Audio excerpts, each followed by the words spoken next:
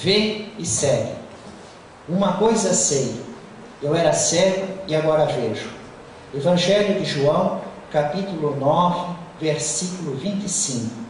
O Espírito Emmanuel realiza seus comentários no livro Fonte Viva, lição 95. E extrai este versículo da cura de um cego de nascença. Questão número 1.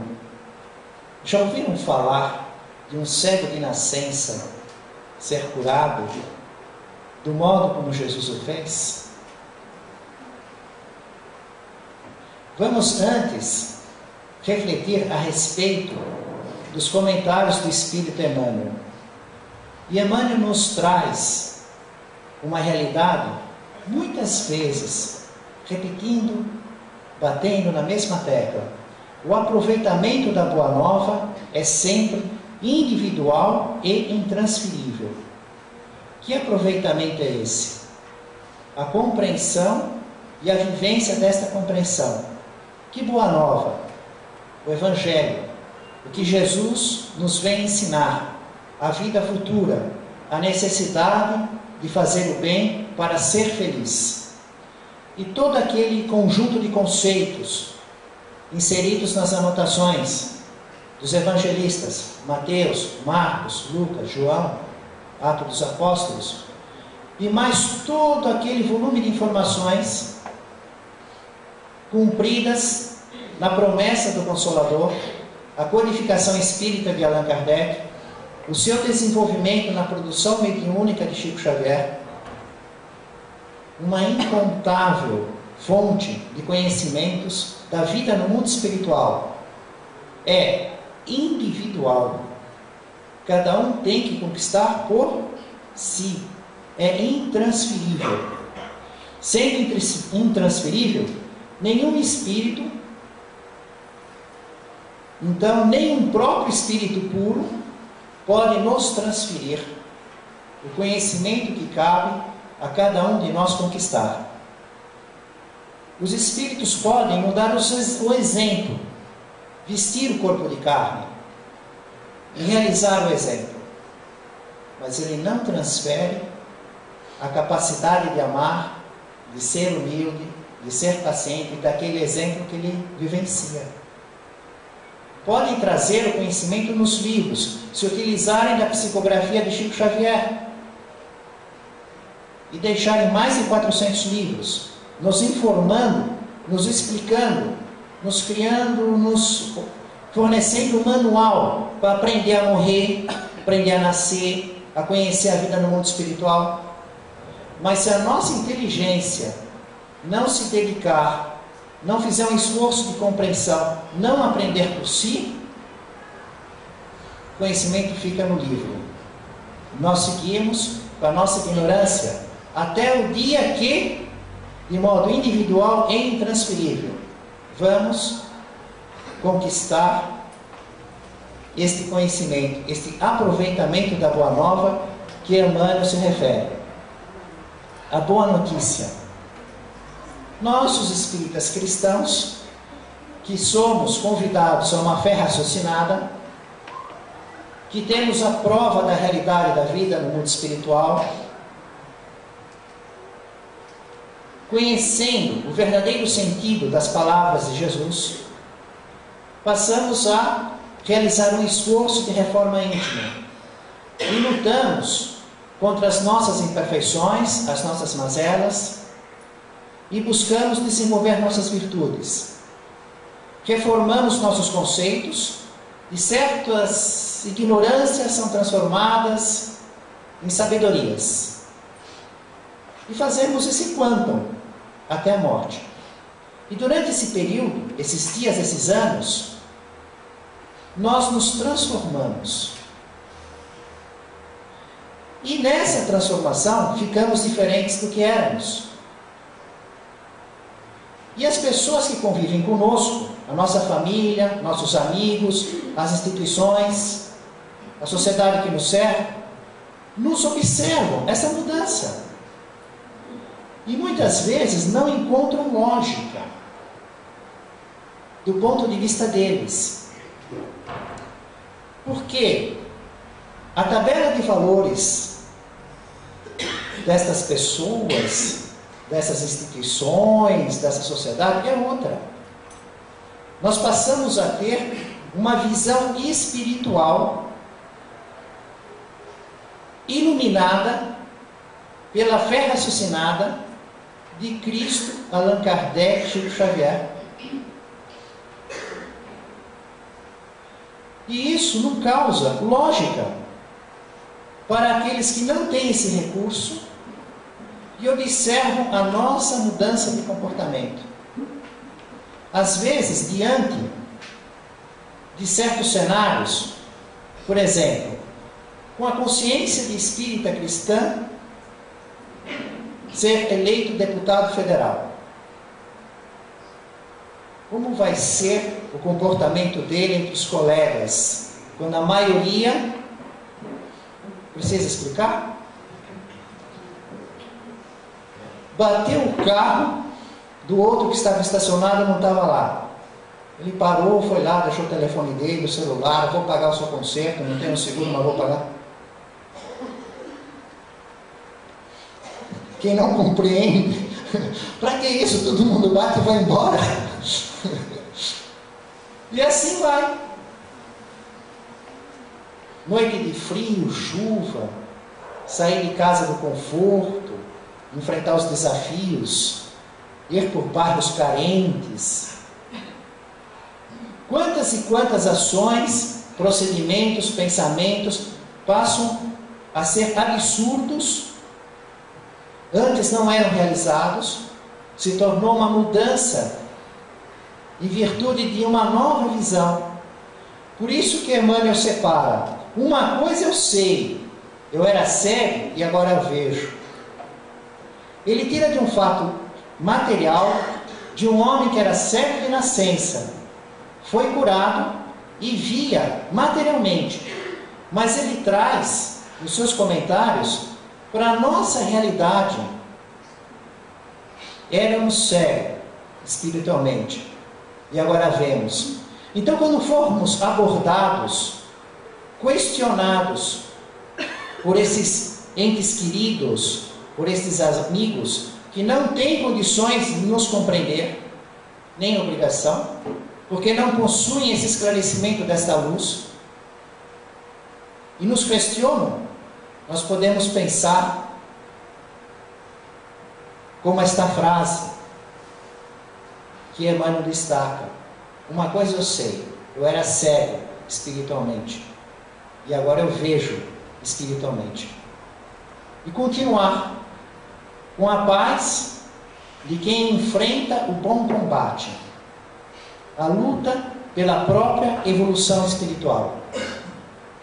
Agora vamos ver, na época em que isto ocorreu, este cego de nascença, e algumas passagens da anotação de João, visto que o trecho é muito longo, capítulo 9, versículo 1 até 41. Vamos selecionar os detalhes desse drama e refletir um pouco a respeito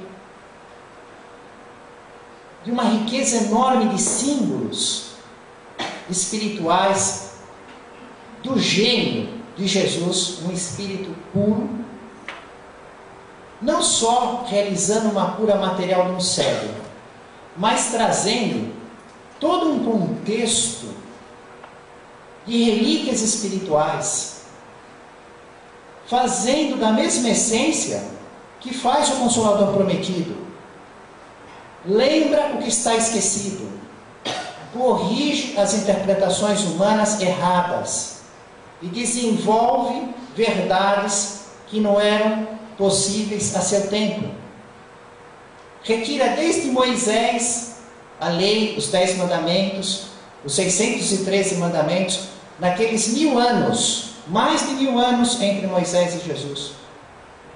Jesus vem tirar a mesma essência, o mesmo procedimento: lembrar, corrigir e desenvolver. Jesus passava com seus discípulos e eles viram um cego de nascença. E os seus discípulos perguntaram para Jesus: quem pecou? Ele ou seus pais? Porque os judeus pensavam que se havia alguém com uma doença física, uma paralisia, cegueira, lepra, era um castigo de Deus. E Deus castiga quem peca. Se Deus é justo, Ele não poderia aplicar castigos a quem faz as coisas corretas.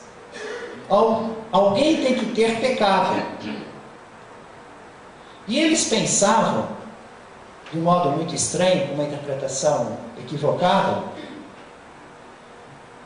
que a culpa dos pais poderiam representar o castigo nos filhos. Por que isso? Por causa dos 10 mandamentos, está escrito assim: começa: eu sou o Senhor teu Deus que te fez sair do Egito, da casa da servidão, e vem vindo. Aí num ponto está assim: não farás imagens esculpidas, nem figura alguma do que está em cima, embaixo. Relembraram bem o clima do que estamos falando. Continuando: porque sou um Deus que... E aí é que entra o contexto. Vamos ver o que Moisés recebe da palavra, que nós sabemos pelo espírito de Emmanuel. Foi um conjunto de espíritos que ditaram para Moisés o texto, que fizeram um texto. Está no livro Consolador. Não é Deus direto que faz o trabalho. É um conjunto de espíritos mensageiros, controlados, instruídos pelo Espírito de Jesus, que passam os mandamentos para Moisés. Dentro da compreensão espiritual do povo na época, para realizarem um progresso parcial, assim como planejamos o currículo escolar dos nossos estudantes.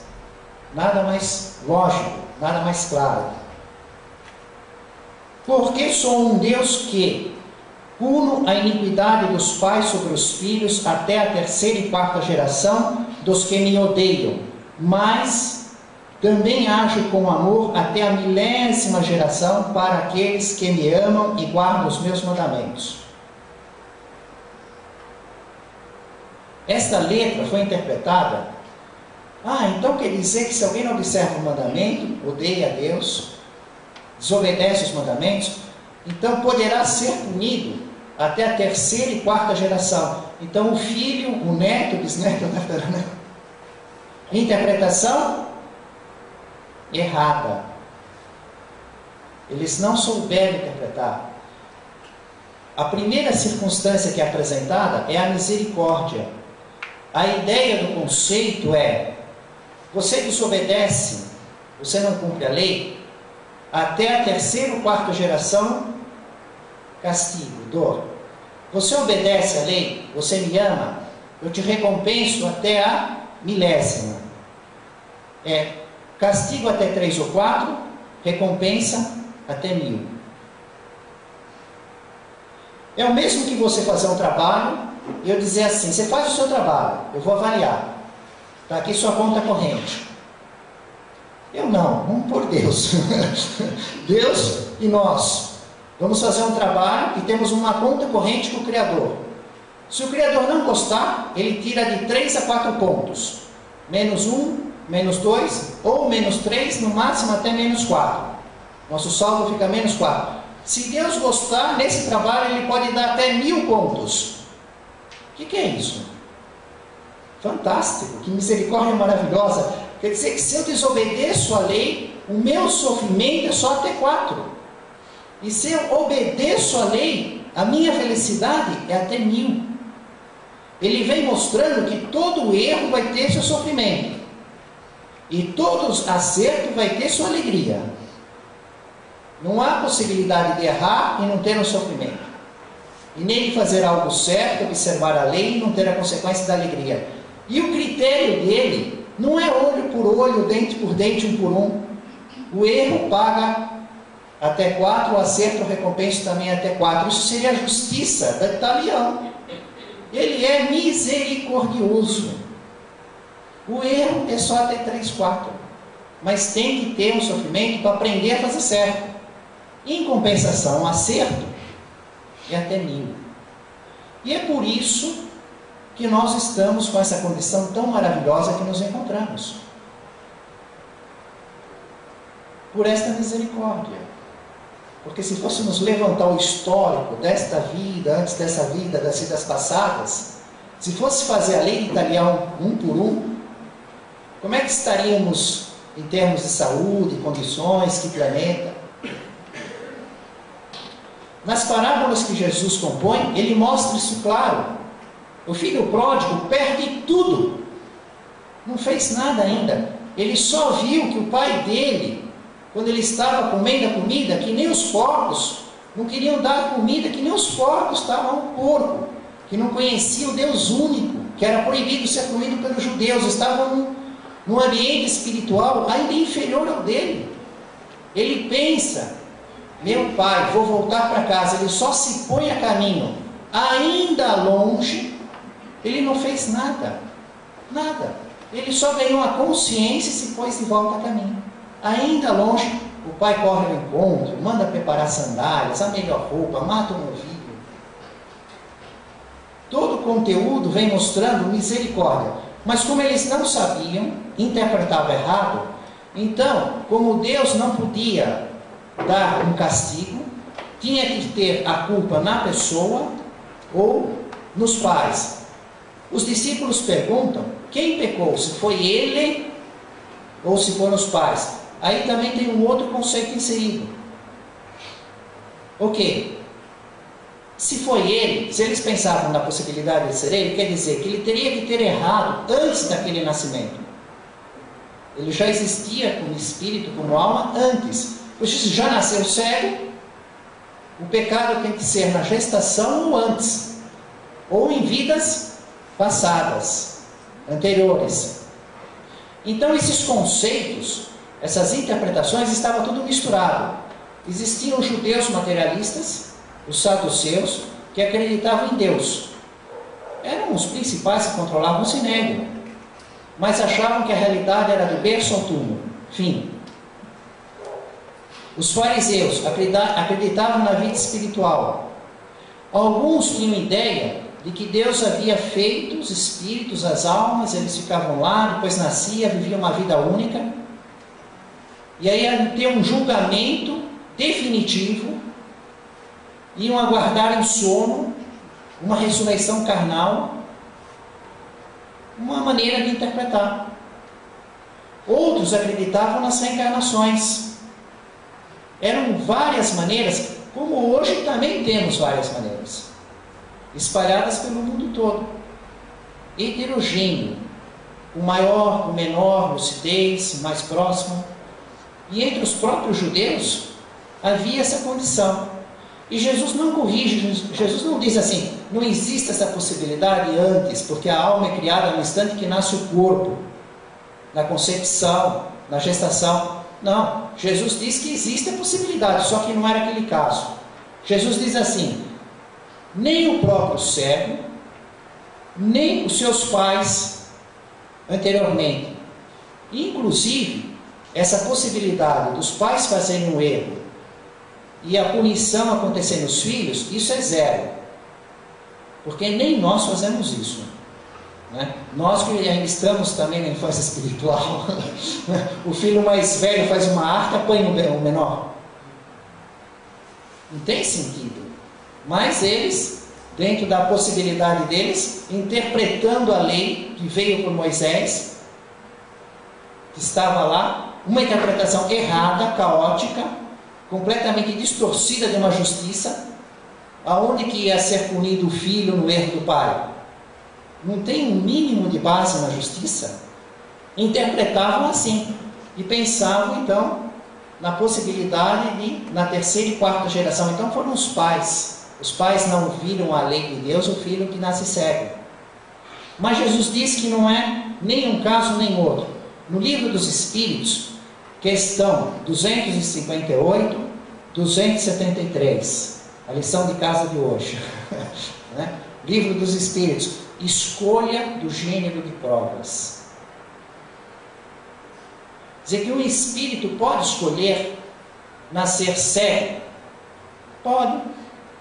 um cientista americano milionário que ganha bilhões, ele pode escolher ir lá na África, estudar a vida de um animal em extensão, os gorilas, correr o risco de ser atacado por feras, viver num país com uma civilização completamente diferenciada dos Estados Unidos, e ir para lá?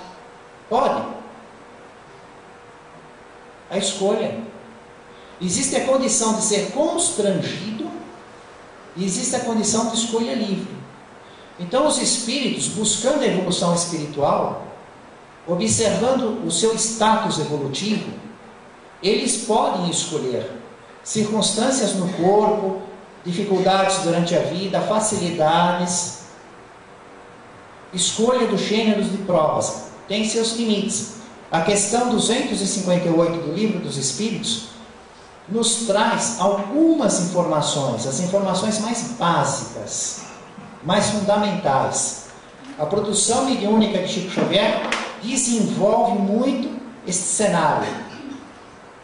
O que faz Jesus? Jesus diz, não foi ele, nem foi seus pais. E aí Jesus realiza um procedimento muito estranho. Ele pega a saliva, ele gospe no chão, na terra, no pó da terra. Saliva com pó da terra, ele faz uma massa e passa no olho do cego de nascença, passa no olho. Aquela massa, lama, barro, argila, com todas essas traduções dos estudiosos do idioma. Saliva e pó de terra, faz a massa, passa no olho e diz assim para o cego, vá se lavar no tanque de Siloé. Eu postei no Facebook da Casa Esperança e compartilhei para o Linha do Tempo, feed de notícias, para os amigos, a imagem do tanque de Siloé hoje e o canal de Ezequiel que vai até esse tanque de Siloé. Isso foi feito 700 anos antes de Cristo, está lá até hoje. O canal como era, só as escavações descobriram. O tanque, houve tanta briga naquela poça, se fez uma igreja inteira em cima e depois se destruiu tudo. E hoje está daquele jeito que está na fotografia, aquela ruína. Né? Siloé quer dizer enviado, mensageiro, Messias. Então eles imaginavam, eles pensavam que aquelas águas tinham uma relação com o Messias, o enviado de Deus, aquele que estabeleceria o reino sem fim, a vinda do Messias. Por que houve aquele canal e aquela água?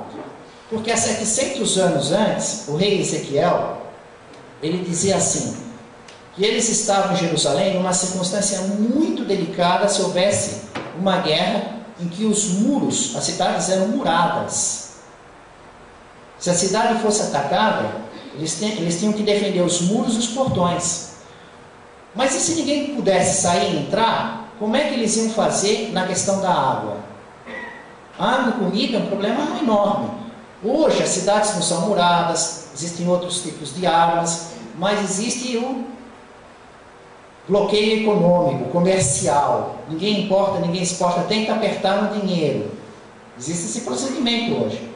Naquela época, a água era a primeira preocupação. E ele percebeu uma fonte, a fonte de Gion. Ele fez escavado dentro da rocha, ninguém via. Externamente não dava para ver nem a fonte, nem a rocha. Ele escavou 548 metros, num formato de um S, dentro da rocha, e a água passou do lado de fora de Jerusalém, onde estava essa fonte, essas rochas. Quer dizer, o inimigo ficava em cima, não sabia que estava em cima da água deles. Porque toda a rocha era por dentro cavada. Entrava pelos muros de Jerusalém, os muros iam cercando as rochas conforme o lugar, e chegava nesse tanque.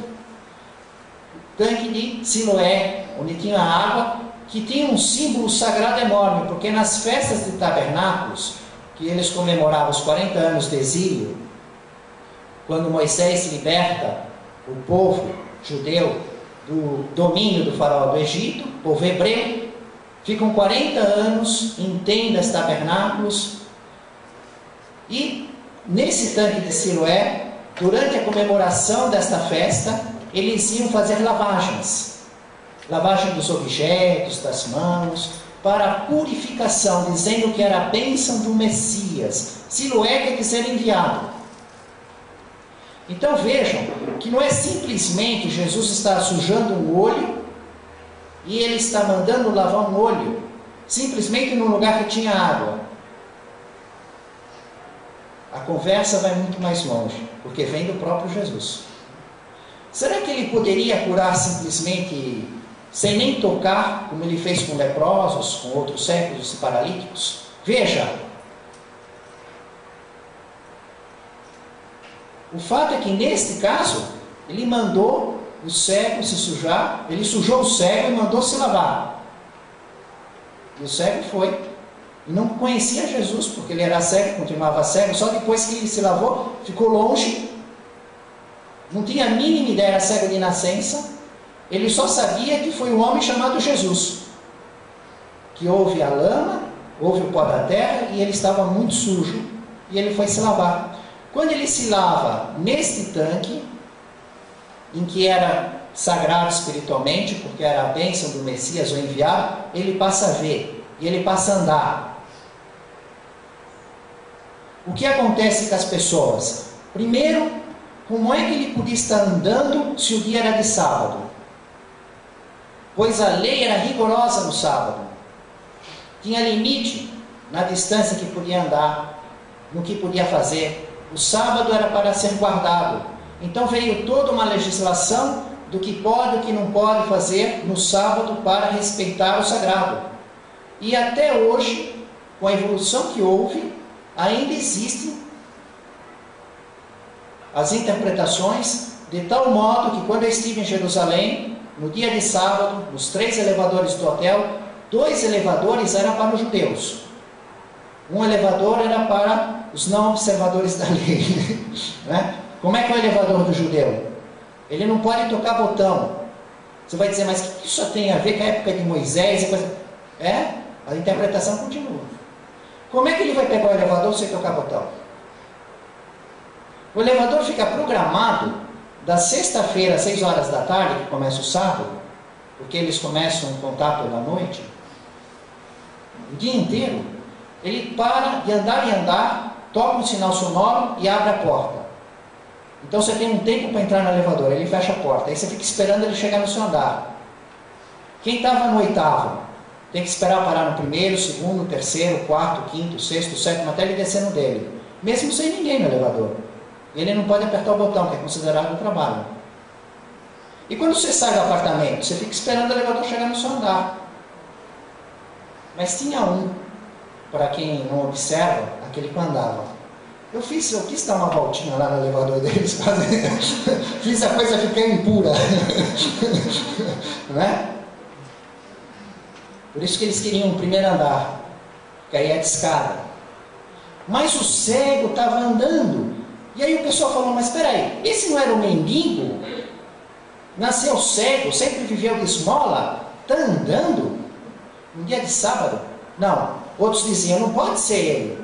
Nasceu cego, é cego, como é que um cego anda assim desse jeito? É alguém parecido com ele. Então foram abordá-lo. Abordaram ele e disseram assim, ó, você parece, sou eu mesmo. Eu sou aquele mendigo que nasci cego. Mas como você está vendo? E aí ele explicou, um homem que chamam de Jesus, fez saliva com pó de terra, uma lama passou nos meus olhos e me mandou me lavar no poço de Siloé. Quando ele falou isso, em vez do pessoal ficar admirado por um homem que nasceu cego, estar curado, o pessoal ficou indignado, dizendo como esse homem afrontou a lei de Deus. Ele fez uma cura no sábado, era proibido curar de sábado. Aliás, nos bairros mais ortodoxos, nem a ambulância entra, é apedrejada. Se você ficar doente lá, você tem que sair sozinho se quiser uma vez. É aquele cemitério, não manda ninguém. Andar de carro de sábado lá é uma maravilha, porque é pouquíssimas pessoas que não observam a lei que estão circulando. Então, que os anseios de sábado em Jerusalém, para tudo quanto é lado, para lá, para cá, para lá, aquilo fica morto. Né, que os judeus todos observam com todos aqueles limites. A ideia era um recolhimento espiritual para pensar na lei. O que fazemos nós aqui? Ler, estudar, comentar, orar. Mas a lei veio proibindo trabalhar a pessoa, a mulher, o escravo, o animal. Nenhum animal podia trabalhar. Nada. E hoje você não toma um café expresso porque ele diz lá, não posso pôr na máquina e apertar o botão. A máquina está lá. Né? Aí eu falo, mas e a comida que eu estou comendo? Você começa a imaginar as coisas, né? Aqueles bufês todos lá, não pode fazer nada. Bom, o que acontece então? Eles levam o cego na sinagoga para os fariseus. Ele foi curado de sábado por um homem chamado Jesus. E ainda por cima, no tanque de Siloé, do Messias. Ora, eles lavaram desde 700 anos de Cristo a 700 anos, e a gente doente lá, que entrava cega, saía cega, entrava paralítico, saía paralítico, lavava os objetos, fazia as purificações. Nunca se ouviu ninguém nascer cego e ser curado de nascença desse jeito. E Jesus manda ele usar aquele tanque. Vejam que circunstância, que dilema, que drama estavam os fariseus. Começou a haver uma discussão enorme entre eles. Uns diziam assim: o demônio possui esse homem, ele não observa a lei. E você permitiu que fosse curado, não observando a lei? Você está todo em pecado, você tem que se reformar, se corrigir. E outros diziam: mas espera aí, jamais se ouviu falar de alguém que tivesse esse poder. E esse poder é uma cura, isso só pode vir de Deus. Então, ele vem de Deus porque ele fez. Só alguém que vem no poder de Deus pode fazer uma cura dessa. E ficava aquela discussão entre os fariseus. Se era uma cura feita pelo demônio, por não observar o dia de sábado, ou se ele era um homem de Deus, porque a cura só podia vir no poder de Deus. E aí, o que eles fazem? Mandam buscar os pais e pedem explicação para o cego. E o cego explica tudo, já não está mais cego, já está vendo. Eu não sei quem é o homem porque eu não vi. E falam para ele: mas o que você pensa dele? Eu penso que ele é um profeta. E fica assim. Quando chegam os pais, eles querem o testemunho dos pais. Esse é seu filho? Sim. Ele é cego de nascença? Sim. Como ele está vendo agora? Os pais sabiam, mas não podiam falar. Porque se eles falassem o que eles sabiam, que Jesus curou, eles poderiam ser expulsos da sinagoga. E se o judeu era expulso da sinagoga, acabava a vida dele. Não tinha como comer, beber, vestir, comprar, ela zerava tudo. Não podia ser expulso da sinagoga. Estaria expulso do relacionamento do judaísmo inteiro. Como é que ele ia viver se todo o povo vivia em função da religião? Ele ia ter que se mudar para um país de pagãos, que acreditavam em outros deuses, largar todas as coisas dele, começar uma vida nova, com desafio de idioma, de tudo. Então o que fizeram os pais? Não mentiram. Falaram assim: bom, ele já tem idade suficiente, pergunta para ele. É maior de idade. Eles não mentiram, mas não falaram que eles sabiam, mas não queriam falar. E perguntaram para ele, né? E o menino volta a repetir. E eles ficavam naquele contexto. E aí, o cego, eles dizem assim para o cego, que agora está vendo: dá glória a Deus, nós sabemos que esse homem é um pecador. Quando lemos na anotação do Evangelho hoje, essa frase assim: dá glória a Deus, nós sabemos que esse homem é um pecador, a gente fica meio confuso para entender isso. Porque dá glória a Deus dá a impressão que é assim um louvor a Deus, não é? Dá glória a Deus, vamos fazer um louvor a Deus.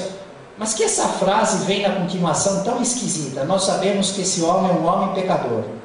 Uma coisa parece que não combinou com a outra. Por quê? Porque o dar glória a Deus hoje não tem nada a ver com o sentido do dar glória a Deus naquela época. Como é que nós sabemos? Os estudiosos de idioma, o aramaico, o que significava, como foi traduzido, e o sentido, como eles se viam naquela época. Do mesmo modo, hoje, quando uma pessoa se forma, faz um juramento na profissão, faz um juramento que vai ser fiel, né? Existe nos tribunais, jura que vai falar a verdade na justiça. O dar glória a Deus era uma expressão que a pessoa fazia assumindo um compromisso, dando um testemunho da verdade, se reformando por uma ofensa a Deus. Então, esse confirmar, esse dar glória a Deus, esse testemunhar assim, como sabemos que Jesus é um homem pecador, seria dizer assim, pedir perdão a Deus por ter permitido essa ofensa à lei de Deus de ter sido curado no sábado. Se você fosse o cego curado, como é que você...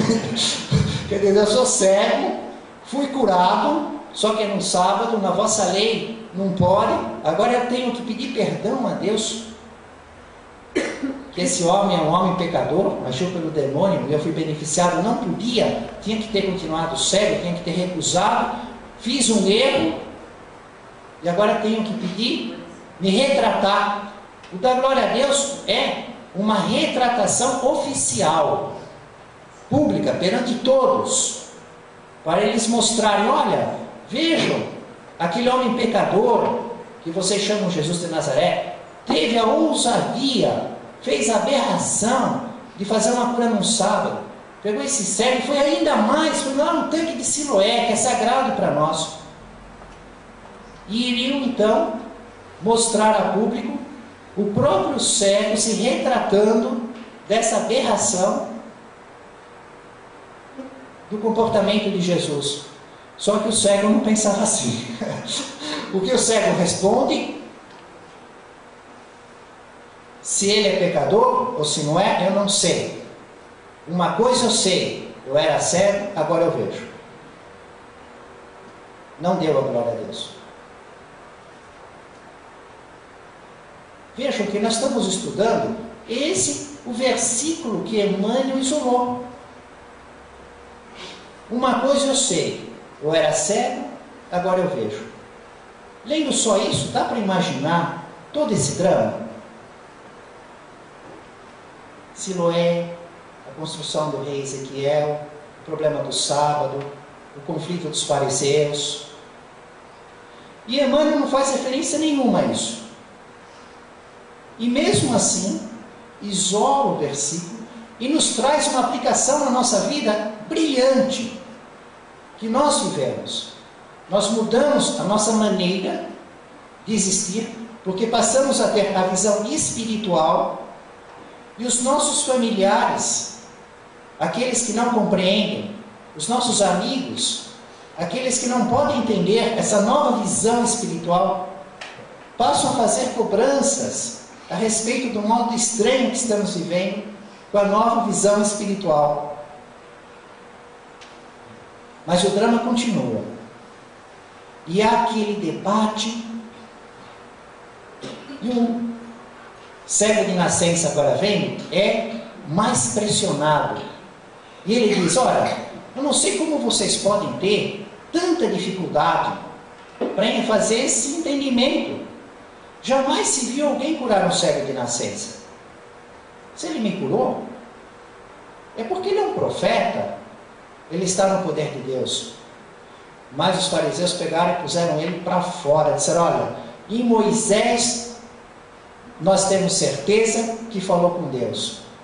Este aí nós não conhecemos. Seja você discípulo dele, siga você ele. Que o cego, inclusive, o ex-cego, teve o desassombro de dizer para os fariseus, ora, vocês querem que eu repita mais uma vez como ele fez? Naquele drama todo, eles queriam mais uma vez explicação. Já foi a primeira vez que não chegou, depois já foi com meus pais, que vieram aqui pedindo para falar, eu falei de novo, e eles continuavam. Não, mas você explica de novo. Mas quantas vezes eu vou explicar a mesma coisa? O homem chamado Jesus pegou, colocou, mandando. Vocês querem ser discípulos dele? E aí, naquele conflito enorme, naquela circunstância dramática, eles expulsaram este cego, ex-cego, da sinagoga. E continuou um pouco. Mas nós vamos passar a refletir por outro cenário. Nós vamos ver agora um caso tão interessante, mas assim do tipo curiosidade, uma curiosidade de estudo, entre a sincronia da obra de Allan Kardec e da obra de Chico Xavier. Nós observamos no livro A Caminho da Luz, que inclusive estudamos algo segunda-feira passada aqui, quando falamos da pirâmide. Segunda-feira passada aqui, né? Que Allan Kardec conversa com um espírito que tinha sido Pachá no Egito. E esse espírito tinha tido 3 encarnações na época do faraó, milhares de anos, 3, 4 mil anos antes.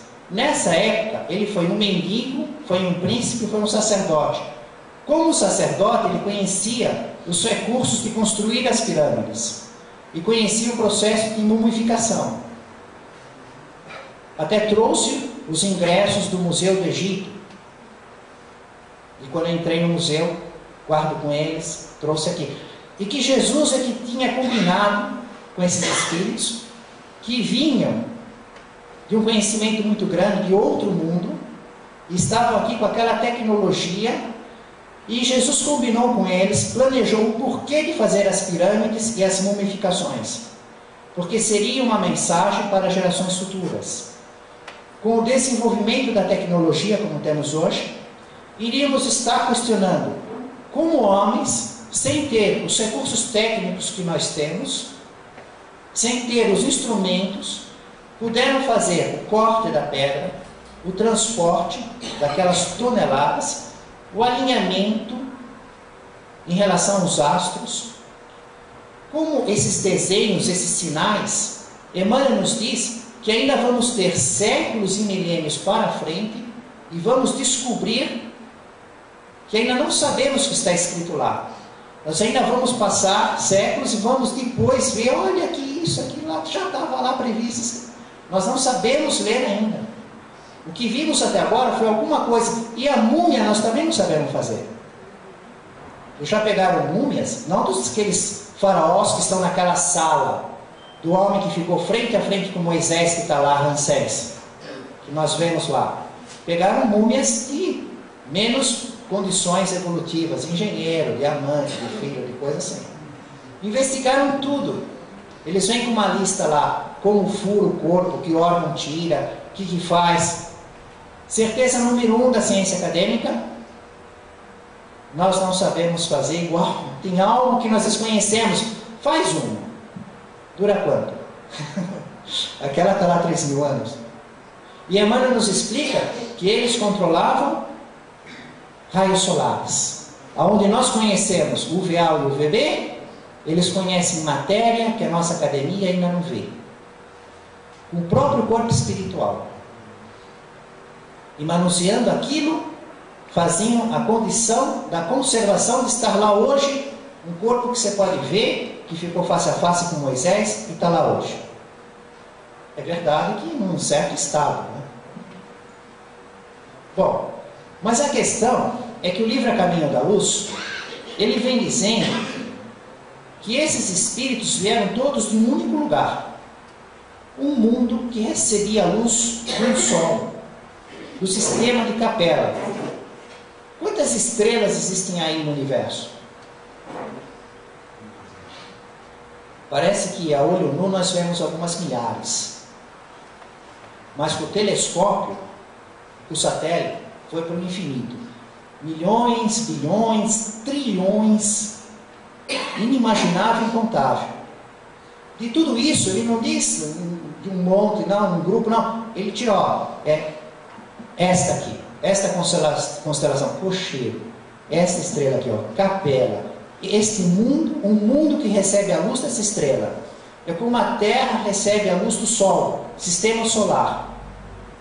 Ele pega assim, quem emite a luz capela, e o mundo recebe aquela luz. Aqueles espíritos que estavam lá, vieram para cá, e foi a vinda deles em corpos humanos que fez a raça branca. Porque não havia. E trouxe todo o progresso tecnológico. Cumpriram, se consertaram moralmente. Porque com uma evolução moral muito maior do que a nossa, eles ainda matavam uns aos outros.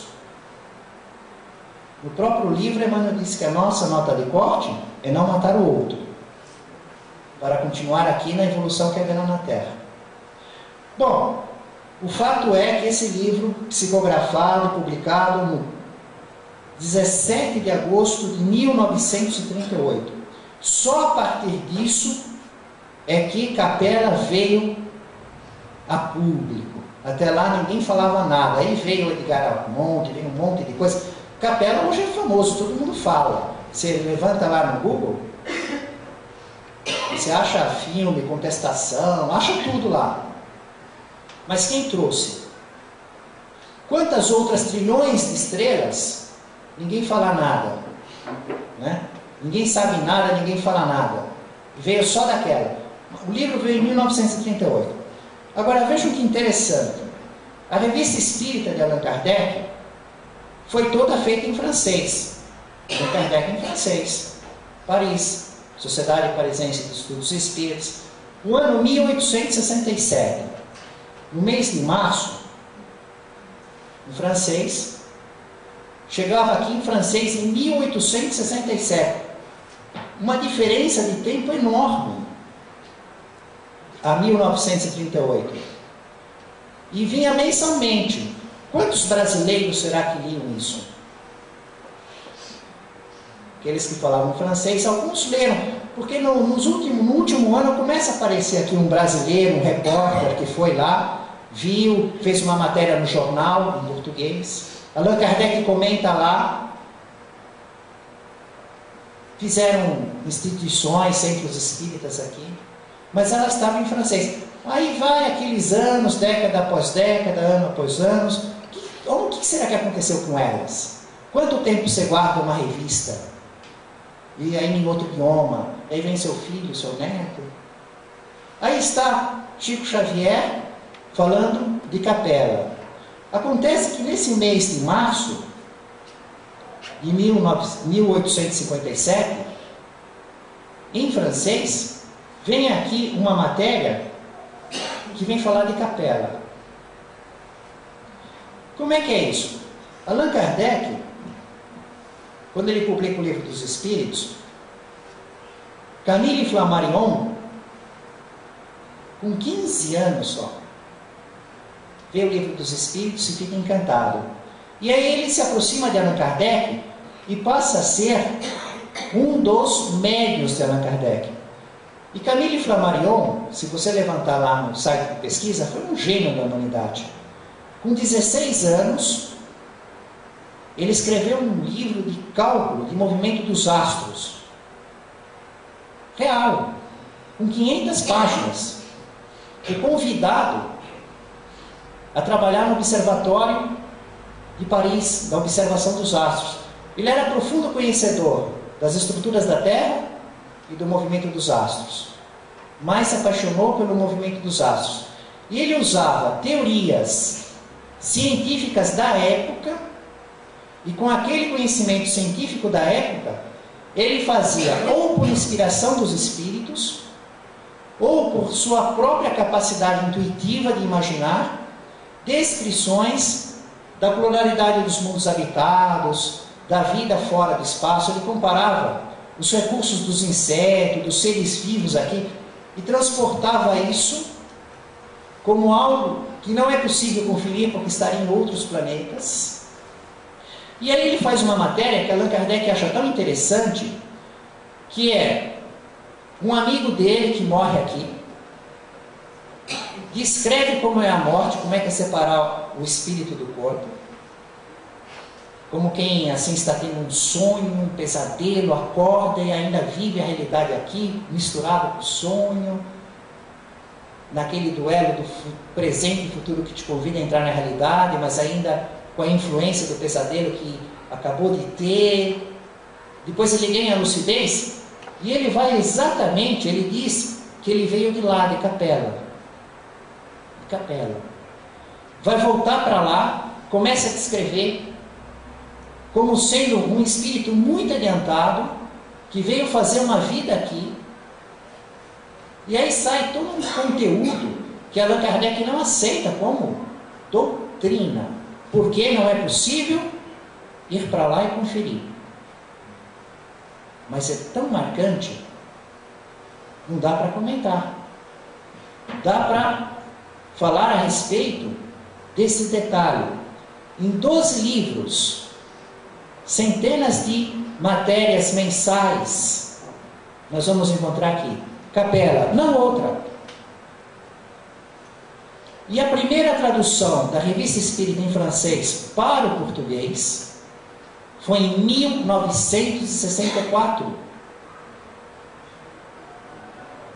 Quando Allan Kardec desencarnou, mudou de direção, degenerou. Perdeu todo o valor, os seguidores, teve alguns que foram até presos, foram iludidos na boa-fé, foram enganados, foram perseguidos, foi proibido por lei, foi arrasado, foi destruído, foi tudo. Chico Xavier faz 1938. Ninguém tinha a Revista Espírita traduzida para o português. É a primeira tradução em outro idioma do mundo, foi feita no Brasil, em português, em 1964. Por isso que foi feita a editora Edicel. O tradutor, junto com o proprietário da editora, Júlio de Abreu Filho, o tradutor, e o proprietário, e mais Herculano Pires, fizeram a editora só para fazer uma coisa, ir buscar na França os originais em francês, traduzir para o português, porque Allan Kardec fazia referência. Vida e Revista Espírita tal. Ninguém tinha. Quando fizeram a tradução, eu quando li isso aqui, falei, mas não é possível. O Chico Xavier faz o livro 26 anos antes falando a mesma coisa quando não tinha em português, falando do mesmo detalhe. E Allan Kardec vai mais longe. Vocês sabem que o Sol tem uma massa 1.300.000 vezes maior do que a Terra.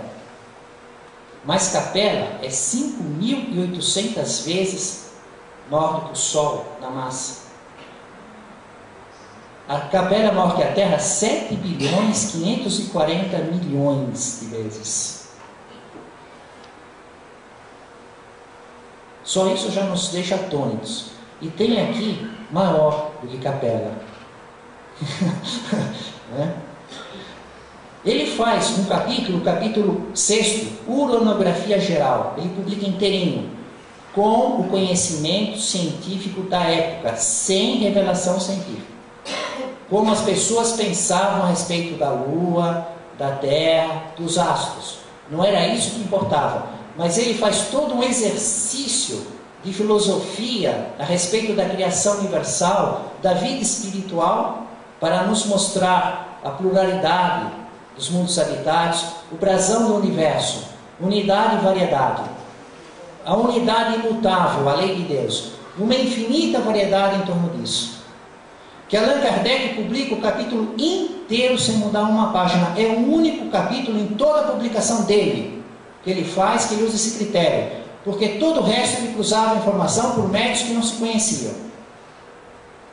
Aqui ele faz uma observação. É o único médium, é assinado por Galileu. Fica a dúvida se era ele mesmo numa outra vida ou se era um espírito. É gigantesco o trabalho. Encerrando as nossas reflexões de hoje, eu vou falar uma frase dita pelo próprio Camille Flammarion, quando realiza seus cálculos, observa os espaços, os movimentos, a física, as matérias. Ele diz assim: precisamos olhar menos para a Terra e mais para o céu, porque o silêncio do céu é mais eloquente do que todas as vozes humanas. Família espiritual de Jesus, no caminho do reino dos céus, em nome do Mestre Jesus, louvado seja Deus.